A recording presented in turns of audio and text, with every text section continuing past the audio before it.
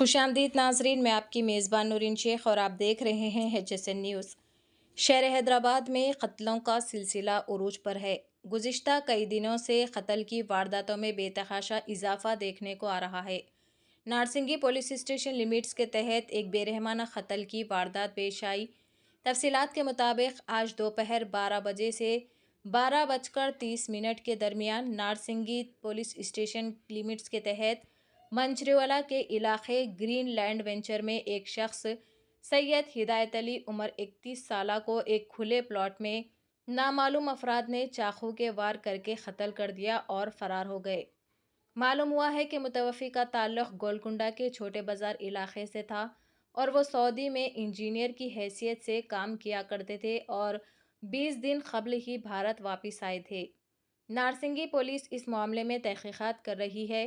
तफ्तीश के बाद ही पूरी तफसीलात मालूम हो सकेगी। मज़ीद ताज़ा तरीन ख़बरों को देखने के लिए चैनल को लाइक करें, शेयर करें और सब्सक्राइब ज़रूर कर लें। ఈరోజు మధ్యాహ్నం అంటే 29/6/2024 రోజు మధ్యాహ్నం 12 గంటల నుంచి 12:30 మధ్యలో హిదాయత్ అలీ అనే వ్యక్తి 31 సంవత్సరాలు, ఆయన చోటా బజార్ గోల్కొండ ఏరియాకు సంబంధించిన అతను. ఆయన 15 నుంచి 20 రోజుల మధ్యలో అక్కడ నుంచి దుబాయ్ నుంచి సౌదీ అరేబియా నుంచి ఇక్కడికి హైదరాబాద్కి వచ్చిండు. వాళ్ళ ఇల్లు గోల్కొండలో ఉంటుంది. ఆయన పొద్దున 11 గంటల టైంలో ఇంట్లో నుంచి బయలుదేరిందని చెప్పి వాళ్ళ ఫ్యామిలీ మెంబర్స్ చెప్తున్నారు.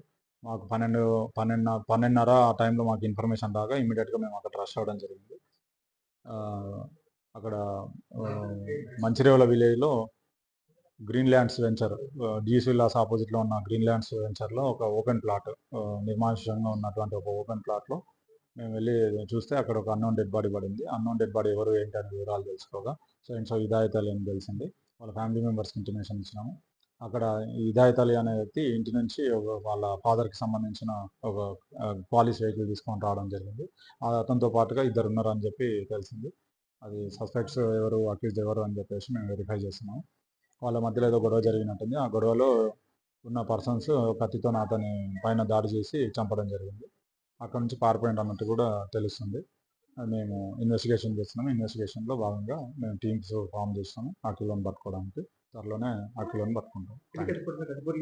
అది చూడలేదండి, ఇంకా అది చూస్తాము. చూసిన తర్వాత పిఎంఈ టైంలో, ఇన్క్వెస్ట్ టైంలో అది తెలుస్తుంది.